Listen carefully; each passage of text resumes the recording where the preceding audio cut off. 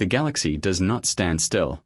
Empires rise, crumble, and rise again, but the need for order, for balance, never fades. As the Republic stretched its reach across thousands of worlds, the Jedi Order too was forced to evolve. The age of wandering mystics was ending. A new era was calling, one that would forge the foundations of power, politics, and prophecy. And at the center of it all stood Yoda. By now, he was no longer the quiet wanderer of old. His name had become legend even within the temple walls. Younglings whispered of his missions, how he could end wars with words, how he could silence a raging Wookiee with nothing but a raised hand. Yet Yoda never claimed greatness. He lived as he always had, simply, humbly, and in service to the Force. But destiny has a way of dragging even the unwilling into history's current. The Jedi Order was changing. The Republic had begun to depend on the Jedi not just as peacekeepers, but as administrators, judges, diplomats, enforcers. The line between the spiritual and the political was blurring. Senators looked to the Jedi for counsel. Systems begged them to intervene. For the first time, the Order found itself entangled in the machinery of galactic governance. Yoda sensed the danger. He saw how power, even when cloaked in good intentions, began to corrupt purpose. But he also saw that the galaxy needed guidance, and that refusing to act would invite chaos. It was in this moment of uncertainty that the High Council was born. The creation of the Jedi Council was not an act of triumph, but of compromise. 12 masters, chosen for wisdom, insight, and strength, gathered to guide the Order's will. Some saw it as a way to unify the Jedi voice. Others feared it would bind them to politics forever. But for Yoda, it was a necessary balance, a council not of rulers, but of listeners. He was not the first among them, nor did he seek leadership. Yet it was Yoda's calm, his unwavering sense of balance, that made him the quiet axis around which the council turned. When tempers rose, he spoke little. When doubt spread, he listened. His strength was not command, but presence. The early council faced crises that tested their unity. Border wars erupted in the Mid-Rim. Ancient Sith artifacts resurfaced, corrupting worlds long thought safe. Rogue Jedi broke from the Order, claiming the council had lost its spiritual way. Every decision seemed to tear at the fragile fabric of trust. Through it all, Yoda's wisdom anchored them. He reminded his peers that the Jedi were not saviors of the galaxy, only servants of its harmony. Control, he once told them, is the illusion that blinds us to balance. To guide, we must first let go. Yet even within the council, not all shared his vision.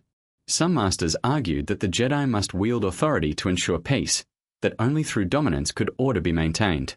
Yoda disagreed. He saw the seeds of pride in their reasoning, the same pride that once consumed the ancient Sith. Power, he warned, is not the path to balance, it is the path away from it. Still, compromise was the way of survival.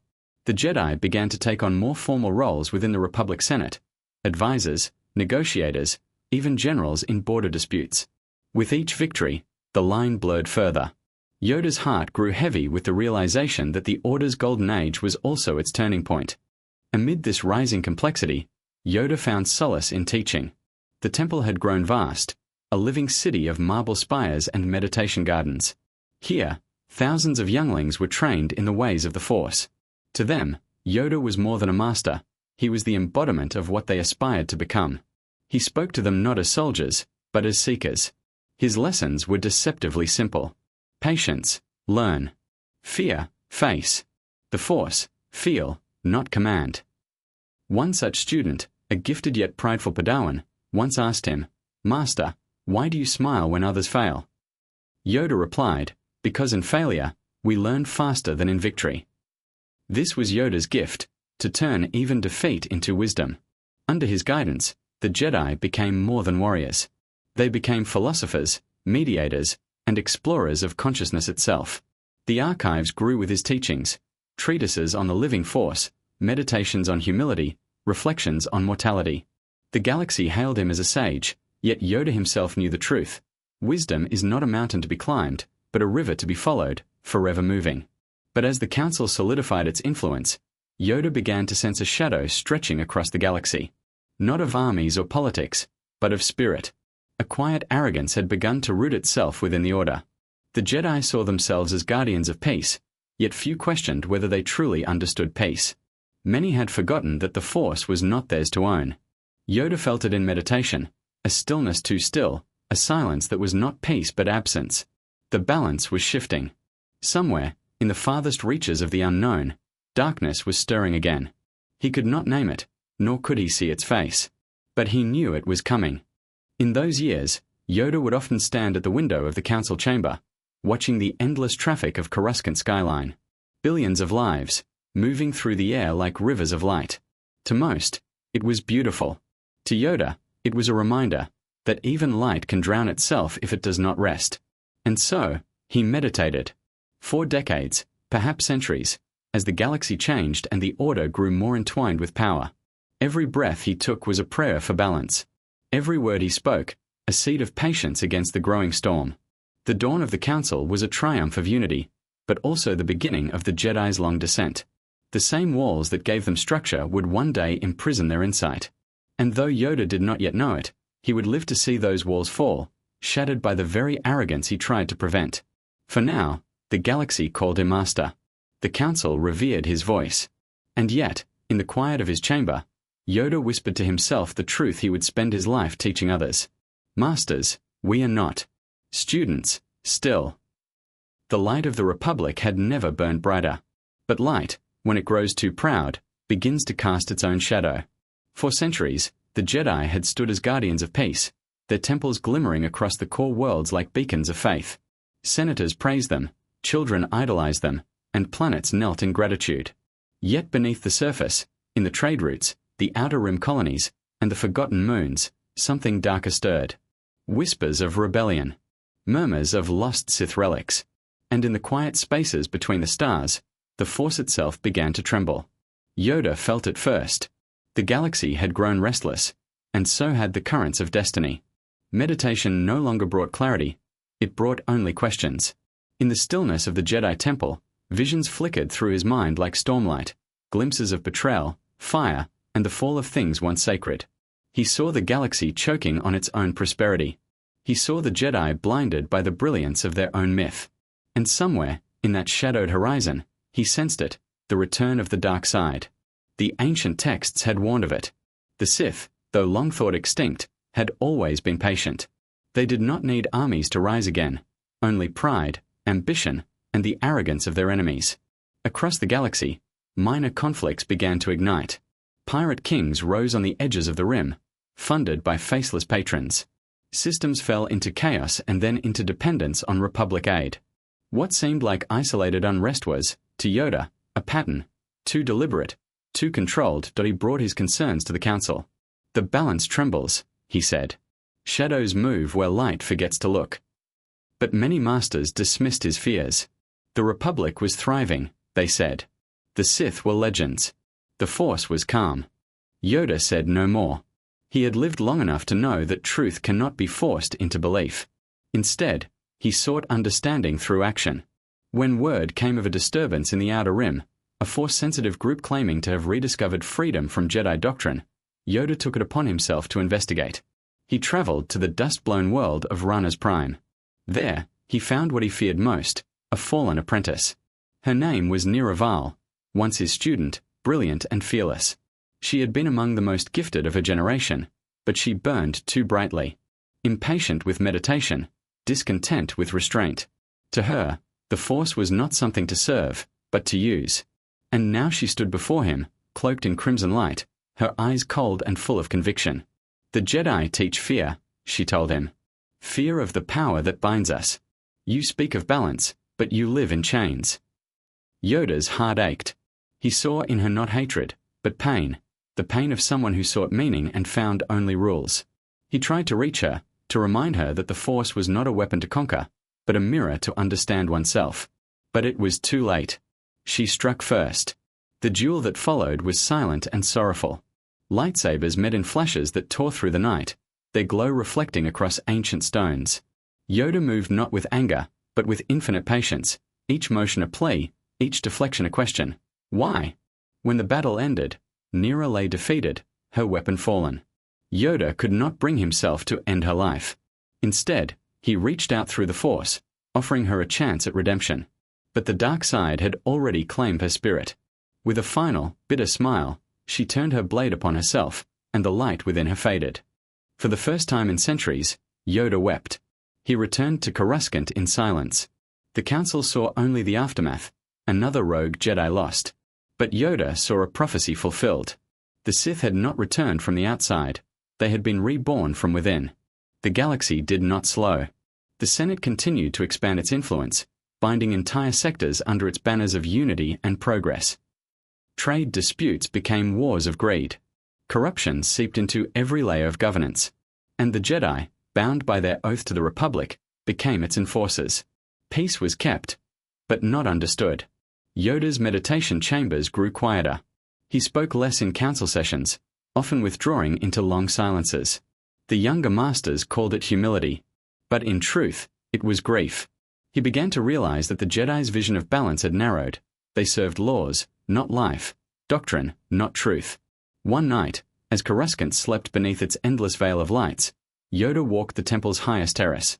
The city glowed beneath him like a living organism, countless beings moving in harmony, yet trapped within their own illusions of progress. He closed his eyes and reached out to the Force. What he felt was not peace. It was confusion. Noise. A chorus of countless wills, each shouting to be heard. The balance had been lost long before the Sith's return. The galaxy simply hadn't noticed yet. In the years that followed, Yoda withdrew further into contemplation. His apprentices saw it as detachment, but in truth it was sorrow. The Order was no longer listening to the Force. It was trying to control it. And control, he knew, was the first whisper of the dark side. Still, Yoda carried on, teaching, guiding, hoping that by shaping even one heart, he could turn the tide. But in quiet moments, he confessed to the stars the truth that haunted him. The fall of the Jedi, he whispered, begins not with hate, but with certainty. The galaxy was asleep. Not in peace, but in ignorance. After centuries of golden expansion, the Republic had become a monument to its own illusion of order. Its senators spoke of justice while their empires of trade grew fat on corruption. The Jedi Council watched from their high towers, serene and certain, their meditations calm only because they had forgotten what danger felt like. And beneath them, in the labyrinth of politics and shadows, the Sith returned. Not as conquerors, not yet, but as ghosts. A single presence, hidden behind many masks. A menace without form, invisible even to those who claimed mastery of the Force. Yoda had felt it long before the others. It came to him not in visions of clarity, but in fragments, cold echoes through the Force, whispers of deceit that twisted truth into comfort. When he reached out to sense the future, all he found was fog. The living Force itself seemed silent. Something had blinded them. And in that blindness, Darth Sidious rose. He moved like smoke, patient, invisible, filling every space the Jedi did not watch. To the Senate, he was a charming leader, a visionary politician. To the Jedi, he was nothing. And that was his greatest weapon. The first signs of his design came from the Outer Rim. A trade blockade. A dispute over taxation. Insignificant matters, or so the Council believed. But when the Jedi dispatched ambassadors to negotiate peace, the truth was revealed. The Sith had returned. Qui-Gon Jinn, one of Yoda's most unorthodox students, encountered a figure who should not have existed, a warrior wielding a crimson blade. Darth Maul, a Sith apprentice. Proof that Yoda's oldest fears had been real all along. When the Council heard the news, disbelief clouded their judgment. Some called it impossible. Others called it exaggeration. But Yoda said nothing. He did not need proof. He had always known that evil does not die, it waits. As the galaxy erupted in quiet panic, the Jedi turned to investigation. They sought traces of the Sith in archives, in ancient tombs, in forgotten holocrons. But Sidious was not in the past. He was in the present, hidden in the heart of the Republic itself. Yoda's meditations grew darker. He could feel the tremors of manipulation in every decision the Senate made, every law passed, every act of mercy twisted into control. The Force, once luminous and flowing, now felt heavy, as though a veil had fallen across its surface. He gathered the Council and spoke the words that would define the coming age. The dark side clouds everything. Impossible to see, the future is. It was not just an admission of uncertainty, it was a confession of failure. For the first time in 1,000 years, The Jedi realized they no longer understood the galaxy they were sworn to protect. When the Naboo crisis unfolded, Yoda stood at the heart of the council chamber, watching as the Republic descended into chaos. The invasion of a peaceful world. The manipulation of a young queen. The emergence of a chosen one, a boy from the sands of Tatooine, strong in the Force beyond measure. Anakin Skywalker. Yoda saw the boy and felt both wonder and unease. The Force flowed through him like a storm, powerful, uncontrolled, and ancient. But beneath that brilliance, Yoda sensed something colder, fear. A deep, consuming attachment to those he loved. And fear, he knew, was the seed of the dark side. The council debated. Qui-Gon Jinn believed the boy was the chosen one, the one foretold to bring balance to the Force. But Yoda questioned whether that balance would come through salvation or destruction. Still, destiny had a way of moving forward, whether the wise permitted it or not. Qui-Gon fell in battle, slain by Darth Maul. Obi-Wan Kenobi avenged him, but the victory rang hollow. The Sith had returned, and they had struck first. In the quiet aftermath, Yoda stood before the pyre of Qui-Gon Jinn and felt the Force shudder with sorrow. The Order had lost one of its few true seekers of truth. And in that loss, Yoda saw a reflection of what was to come. He turned to Obi-Wan, the new master, and allowed him to train the boy. Not out of confidence, but out of necessity. The future was already moving. The tide could no longer be stopped. Still, the unease never left him. In the shadows of Coruscant, Yoda began to sense a presence watching, faint, deliberate, and patient. He could not name it, nor trace it, but he knew that somewhere close, the enemy had already won their first battle, the battle for blindness. The Jedi believed they had restored peace. The Senate declared victory. And yet Yoda felt only silence in the Force, the kind of silence that follows a scream no one heard. He meditated one last time before the dawn of a new era. His vision carried him across the stars, the shining spires of Coruscant, the empty deserts of Tatooine, the roaring fires of worlds yet to fall. He saw the boy, Anakin, standing before two paths, one of light, one of shadow. And in the distance, cloaked in darkness, stood a man smiling. Yoda opened his eyes. The dawn had come. But it was not the light that filled the galaxy. It was the glow of a fire that would one day consume it. The Phantom Menace was not one man. It was an idea, a whisper that power could save what patience could not. And that whisper had already taken root in the hearts of those who swore to serve the light. The Republic believed it had survived the crisis. The Jedi believed they had restored balance.